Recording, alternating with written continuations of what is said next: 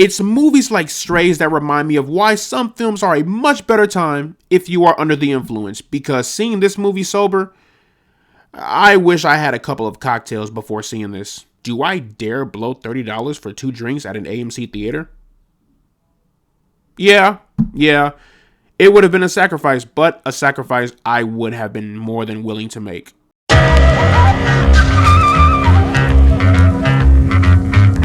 So Strays is a brand new raunchy comedy, but this time it's with dogs. The film is directed by Josh Greenbaum, and it stars Will Ferrell, Jamie Foxx, Randall Park, and Isla Fisher. So the movie is about a dog named Reggie who gets abandoned by his low-life owner Doug. Determined to seek revenge, Reggie and his new canine pals embark on an adventure to get him home and make Doug pay for his actions. For a movie on a $46 million budget, the CGI on the dogs were, dare I say, good. Now, there were a few times where something did look a little bit out of place, but for the most part, pretty solid. And I do appreciate how the voices actually did sync up with the lips of the dogs as they were talking, along with their facial reactions.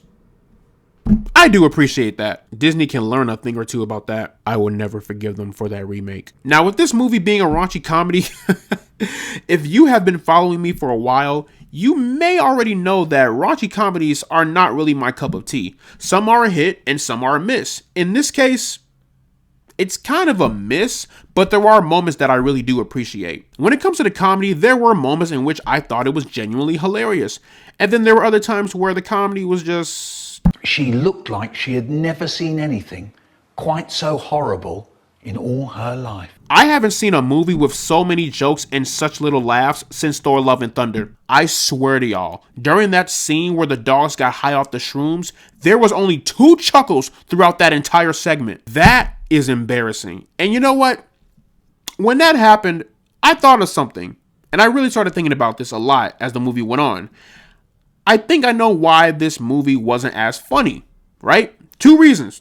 Why'd I put 4 fingers? 2 reasons, all right? Hear me out. The first reason, a lot of the good jokes were spoiled in the trailer. Now, a lot of movies, especially comedy movies, have a bad habit of doing that. That has to stop, because when you show a good chunk of your jokes in a trailer, the audience is going to expect when it's coming, and it won't be as funny when it hits. You know what I mean? And the other thing is, the movie simply just wasn't as funny as people had hoped for. Or at least not for me and the people in my theater, of course. If I had 2 drinks in my system, a lot of the bad jokes probably would have been more funny to me. If I could be honest, most of the good jokes came from Jamie Foxx's Bug, because he carried the hell out of this movie. As far as the rest of the cast, they were fine. Great voice acting, but as far as jokes, meh. I may be reaching here, but I think this movie was trying to spread a message about the severity of toxic relationships. So Doug is an awful owner and more than likely an even more awful person, and he tries his absolute hardest to get rid of Reggie throughout the film, or at least in the first act of the film. And Reggie still loves him. He still comes back to him no matter what. And that got me thinking, is this supposed to be about toxic relationships, about like people coming back to those that are not good for them? I don't know. Maybe I'm thinking about this movie too deep, but it's just something that I thought about.